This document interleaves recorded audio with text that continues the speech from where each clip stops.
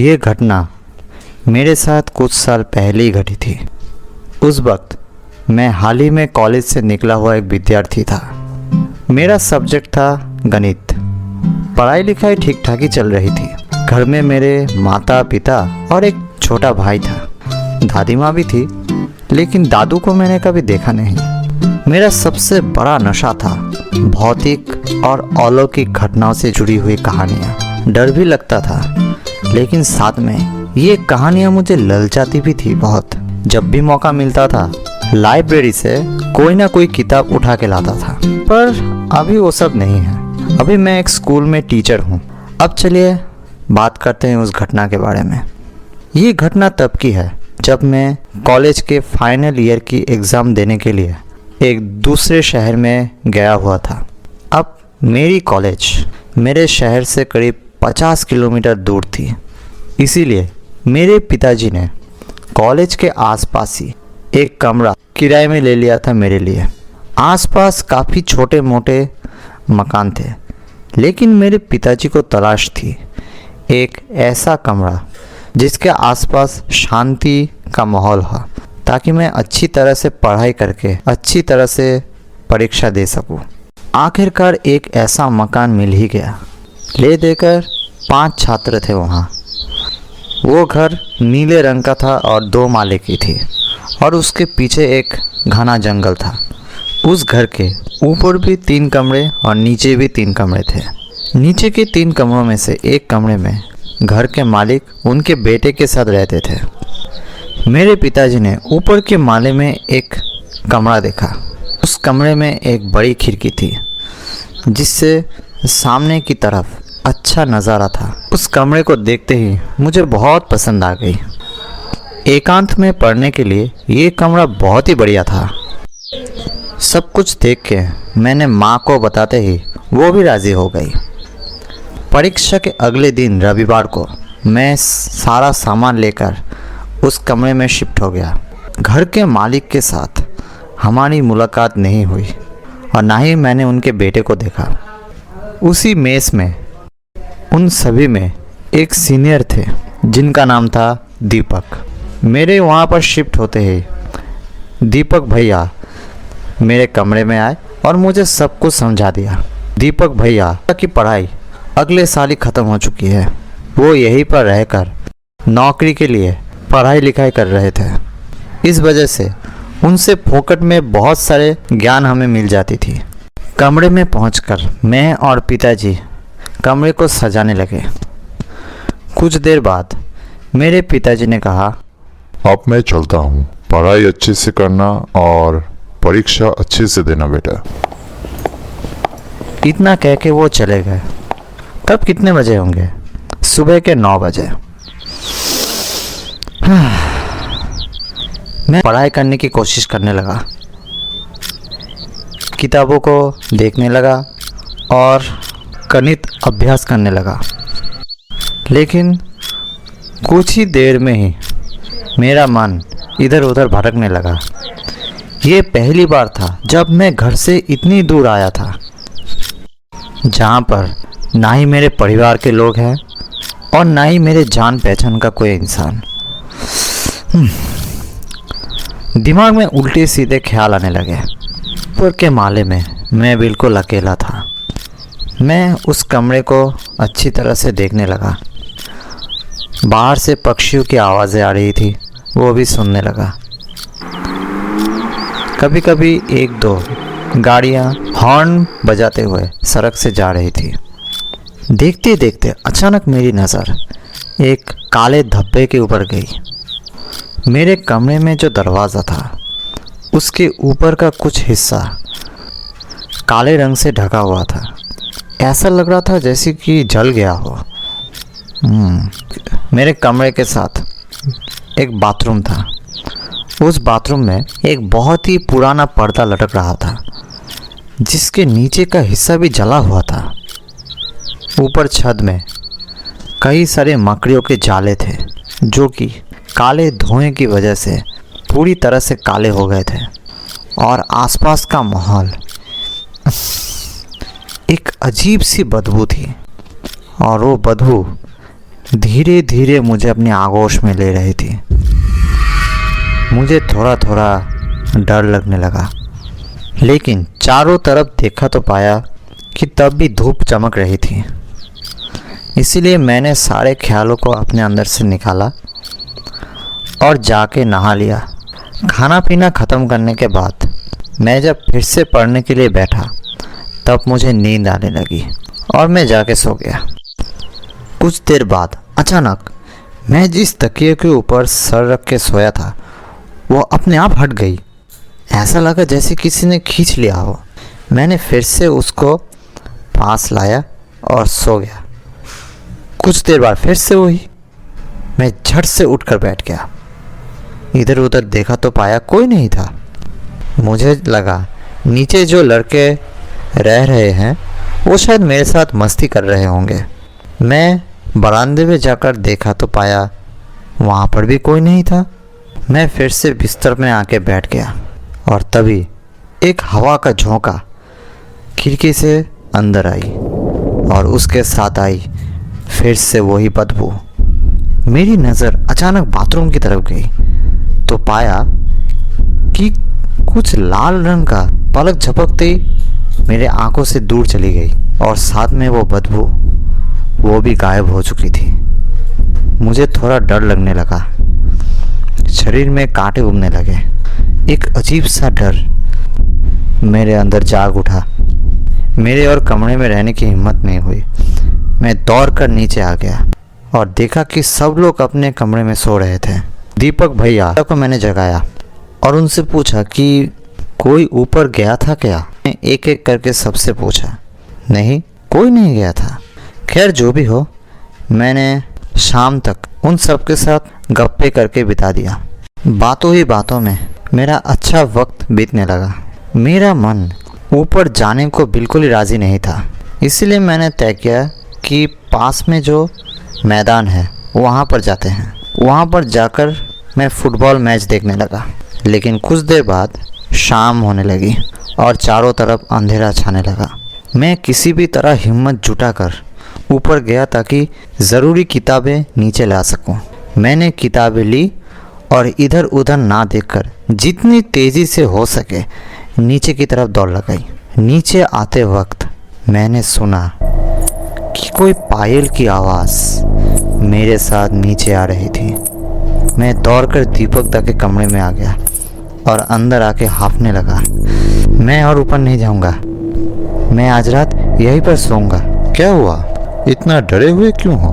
मैंने दीपक भैया को कोई भी बात नहीं बताई, बस इतना बताया अकेले अकेले मन नहीं लग रहा, इसीलिए आज मैं उन लोगों के साथ ही रहूंगा। बातों ही बातों में पढ़ाई ज़रूर हो जाएगी। अच्छा ठीक है, तो फिर रहो आज रात हमारे साथ। ऊपर जाने की कोई ज़रूरत नहीं है। जितना वक्त बीतने लगा, रात अपना असली चेहरा लेकर सामने आने लगा। चारों तरफ सिर्फ झिंगुरों की आवाज़ और एक अजीब सा सन्नाटा और साथ में एक उल्लू की आवाज़। लगता है अपने शिकार की खोज में निकला है। मुझे नींद आ ही नहीं रही थी। थोड़ी देर बाद मुझे भी धीरे धीरे नींद आने लगी और नींद में मैंने देखा कि फिर से मेरे सर से तकिया हटने लगा है और मैं धीरे धीरे धंसता जा रहा हूँ और मेरे आसपास जितने भी सामान थी, चद्दर, तकिया, ये सब एक एक करके मेरे सांस लेना मुश्किल कर रहे थे। सांस नहीं ले पा रहा था मैं। गला सूख रहा था। मुंह से सिर्फ धीरे धीरे बचाओ बचाओ आवाज़ निकल रही थी और साथ में ये भी देख रहा था कि कोई लाल साड़ी पहनी कोई लड़की मुझे उठाने की कोशिश कर रही है। उसका हाथ बहुत गर्म था, जैसे कि मानो कोई आँख का गोला और साथ में एक जली हुई गंध।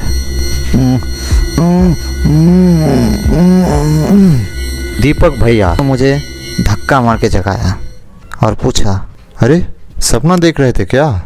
मैं पूरे पसीने से भीग चुका था और ज़ोरों से सांस ले रहा था। मैंने जवाब दिया, हाँ, एक बहुत ही भयानक सपना।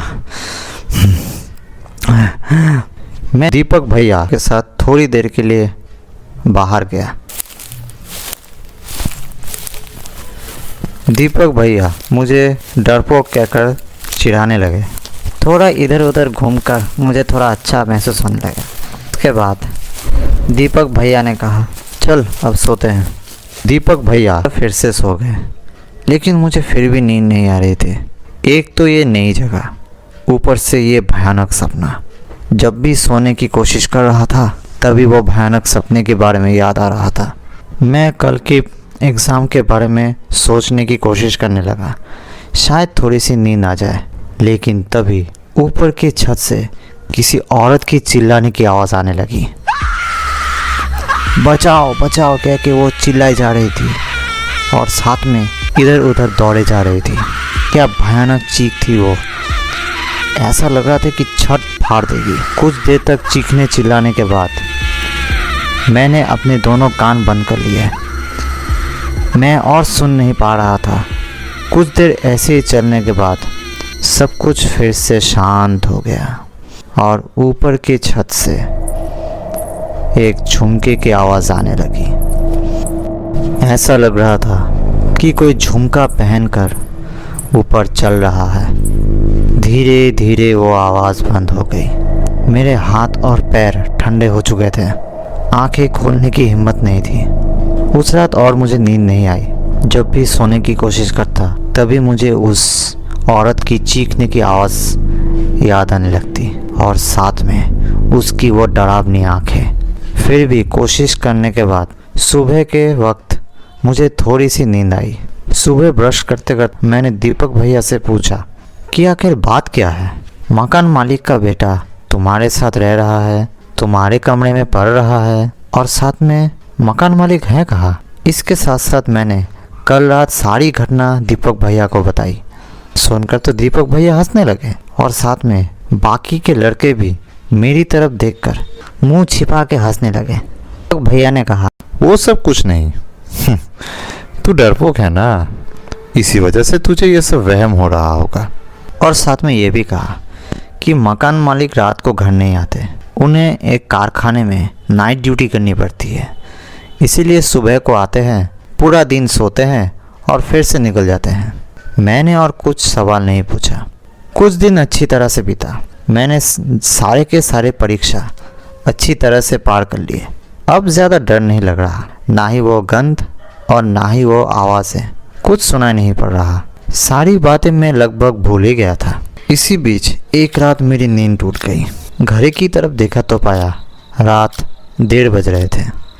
वो रात थी अमावस्या की रात और साथ में चारों तरफ वही अजीब सा सन्नाटा। थोड़ा पानी पीने के बाद मुझे बहुत टॉयलेट आने लगी। मैं बाथरूम की तरफ रवाना हुआ। बाथरूम ज़्यादा दूर नहीं था। तब तक मेरे अंदर से सारा डर निकल चुका था, इसीलिए मैं टॉयलेट में अकेला ही गया। टॉयलेट में बैठा हुआ हूँ, चारों तरफ सन्नाटा, एक आवाज़ तक नहीं। मुझे सिर्फ अपनी सांसों की आवाज़ सुनाई दे रही थी और तभी मुझे सुनाई दिया कि ऊपर बरामदे में कुछ गिरने की आवाज़, और यही आवाज़ चारों तरफ के सन्नाटे को चीरते हुए मेरे पास आई। कुछ देर मुझे किसी की चलने की आवाज़ सुनाई दी और फिर मैंने सुना कि कोई झुमका पहनकर धीरे धीरे नीचे की तरफ आ रही है। मैंने अपने कान खड़े कर लिए, ठीक से सुनने की कोशिश करने लगा। क्या मैं सही सुन रहा हूँ या फिर से मुझे वहम हो रहा है। मैंने सुना कि वो झुमके की आवाज़ धीरे धीरे टॉयलेट की तरफ आ रही थी। मैंने और देर नहीं की, जल्द से जल्द टॉयलेट से बाहर निकला और बाहर निकलकर मैं दौड़ नहीं जा रहा था कि तभी मैंने अपने सामने एक लड़की को देखा। काफ़ी खूबसूरत लग रही थी, सर पे लाल सिंदूर और साथ में बिंदी, लेकिन उसके हाथ कुछ ज़्यादा ही पतले थे और उन्हीं हाथों में चमक रही थी सोने की चूड़ियाँ। आँखों में थी काजल और उसके गाल बिल्कुल किसी पके हुए सेब की तरह दिख रहे थे। साथ में उसने एक खूबसूरत लाल बनारसी साड़ी पहनी हुई थी। उस लड़की को सामने देखने के बाद मैंने अपने पैर की सारी शक्तियाँ खो दी। ऐसा लग रहा था कि इस पूरी दुनिया की कमज़ोरी मेरे दोनों पैरों में आके जमा हो गई है। चाहे मैं कितना भी कोशिश क्यों ना कर लूं, मेरा पैर हिल ही नहीं पा रहा था। और तभी मेरे मुंह से एक आवाज़ निकल के आई, कौन है आप? वो लड़की ज़ोर ज़ोर से हंसने लगी। हंसे जा रही तो हंसे ही जा रही है। मैंने फिर से पूछा, कौन है आप? थोड़ी देर बाद उन्होंने अपनी हंसी रोकी और कहा, मेरे घर में रह रहे हो और मुझे नहीं जानते? तुम नए आए हो इसीलिए नहीं जानते। मैं ऊपर के कमरे में रहती हूँ, इस घर की मालकिन। ये बातें कहते कहते ही उनका पूरा शरीर आग से ढक गया। कितनी भयानक आग थी वो। उस आग से पूरा बरामदा जल उठा था और देखते ही देखते उसके शरीर की सारी चमड़ियाँ किसी मोम की तरह पिघलने लगी और अंदर से सफ़ेद हड्डियाँ बाहर आने लगी। थोड़ी देर बाद मैंने देखा कि मेरे सामने एक कंकाल खड़ा है। मेरे डर का तो कोई ठिकाना ही नहीं था। मैं मन ही मन भगवान को बुला रहा था। मैं बस धीरे धीरे बोले जा रहा था, जय राम सिया राम, बहन राम, हे राम बचाओ राम, राम राम राम राम राम राम राम राम बचाओ, राम राम जय राम। और तभी वो लड़की मेरे तरफ अपनी एक हाथ बढ़ाई और मुझसे कहा, थोड़ा पानी दो ना भाई, मेरा गला जल रहा है, जल्दी से दो, मुझे बचाओ। ये नज़ारा देखने के बाद मैं और खड़ा नहीं रह पाया, वहीं पर बेहोश होकर गिर गया।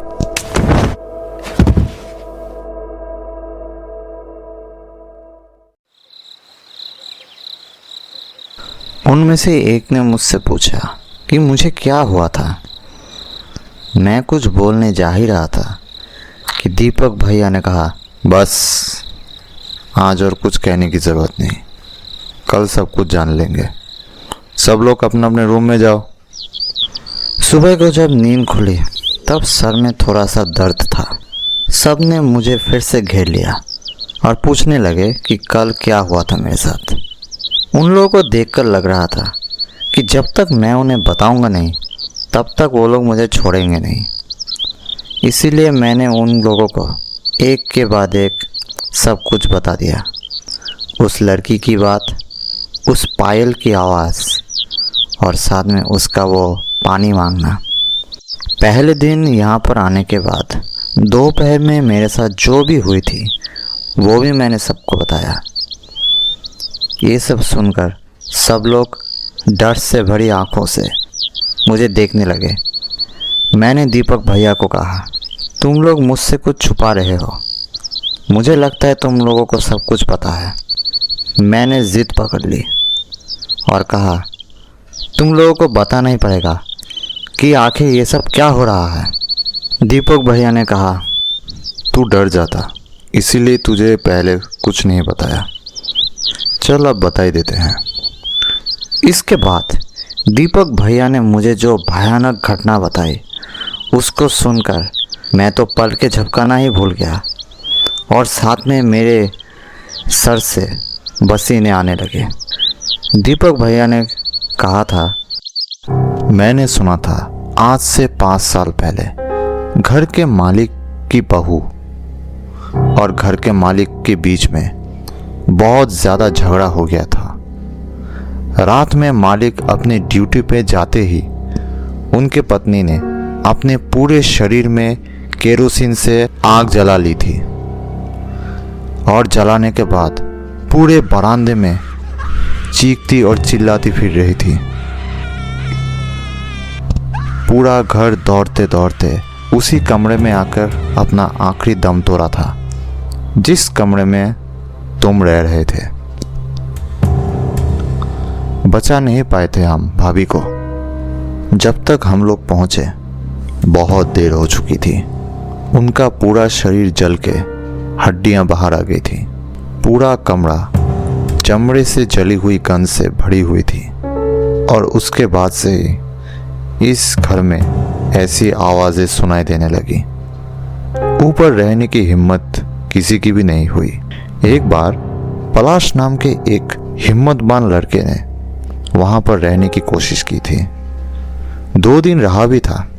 उसे भी एक रात ऐसे ही डराया था मालकिन ने। उसके बाद वो ऊपर जाना तो छोड़ दो, वो इस घर को छोड़ के हमेशा हमेशा के लिए भाग गया था। ये सारी घटनाएं सुनकर मैं डर से ठक ठक काँप रहा था। गुस्से में मैंने कहा, तुम लोगों को मुझे पहले ही बताना चाहिए था, अगर मुझे कुछ हो जाता तो। दीपक भैया ने कहा, मालिक ने हमें पहले ही बता के रखा था, चाहे कुछ भी हो जाए हम लोग किसी को भी ये बात ना बताएं, क्योंकि ऐसा होते ही कोई भी यहाँ नहीं आएगा। ये सब कुछ सुनने के बाद सब लोग अपने अपने कमरे में चले गए। आज मेरी आखिरी परीक्षा है। परीक्षा में जाने से पहले मैंने अच्छी तरह से भगवान को प्रणाम किया। वापस आके मैंने देखा कि मेरे पिताजी मुझे लेने आ चुके थे। मेरी तरफ देखकर मेरे पिताजी भी काफ़ी निराश हो गए। उन्होंने मुझसे पूछा, परीक्षा कैसी हुई? मैंने कहा, अच्छी। लेकिन सच तो यह है कि मेरी आखिरी परीक्षा बिल्कुल अच्छी नहीं हुई थी। एग्ज़ाम हॉल में जब भी मैं कुछ लिखने जाता हूँ वो चेहरा बार बार दिखने लगता है और साथ में वो चीखने की आवाज़, वो तो जैसे मेरे कान में बज रही थी। आखिरी परीक्षा में पास होऊंगा या नहीं ये बताना बड़ा मुश्किल था। खाना पीना ख़त्म करके मैंने अपना सारा सामान पैक कर लिया। अपने पिताजी के साथ घर से बाहर आ ही रहा था कि तभी वही पुरानी जानी पहचानी ठंडी हवा मेरे ऊपर से बह गई और साथ में वही गंध। मेरा और मन नहीं किया कि पीछे मुड़ के देखूं। फिर भी सड़क से कुछ दूर आगे जाकर मैंने पीछे मुड़ के देखा तो पाया कि वही चेहरा, वही लाल साड़ी और वही चिकने चिकने हाथ। ऐसा लग रहा था जैसे मुझे अलविदा कह रहे हो।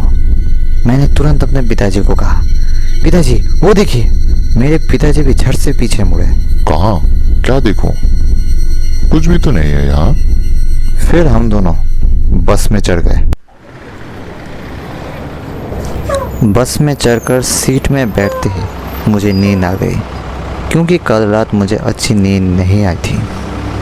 और तभी मुझे सुनाई दी मेरे कानों में कोई धीरे से कह रहा है, थोड़ा पानी दो ना भाई, मेरा गला जल रहा है। और कहने लगा, चले जाओ, मेरे पास मत आओ। और तभी मैंने ध्यान से सुना, थोड़ा पानी, पानी थोड़ा। मैंने देखा कि पिताजी मुझसे पानी मांग रहे हैं। मैंने उनकी तरफ पानी की बोतल बढ़ा दी। पानी पीते पीते मेरे पिताजी कहने लगे, घर पहुंचकर किसी मंदिर में पूजा देनी पड़ेगी। अगले स्टॉपेज में एक लड़की बस पर चढ़ी। वही लाल साड़ी, पैरों में पायल, बिल्कुल मेरे सीट के पास आके खड़ी हो गई। उसके गोद में एक बच्चा भी था जो कि रोए जा रहा था और वो लड़की कह रही थी, रो मत बेटा, हम लोग बहुत जल्द घर पहुंच जाएंगे। मैंने अपनी सीट उस लड़की को छोड़ दी और उस लड़की की तरफ देखता रहा। मेरा मन कह रहा था अब वो लड़की आखिर में मेरे पीछे पीछे आने लगी। फिर मैं किसी भी तरह अपने आप को संभालने लगा और कहने लगा, लाल साड़ी पहनी हुई क्या पूरी दुनिया में एक ही औरत है और कोई नहीं हो सकती है क्या? वो लड़की उस बच्चे को लेकर 3 स्टॉपेज पार करते ही उतर गई। मैं उल्टा सीधा सोचते सोचते फिर से अपने सीट में जाके बैठ गया। आज भी रात में अगर किसी वजह से मेरे सर से तकिया हट जाता है तो फिर से वही रात की सारी बातें याद आ जाती है। वही लाल साड़ी।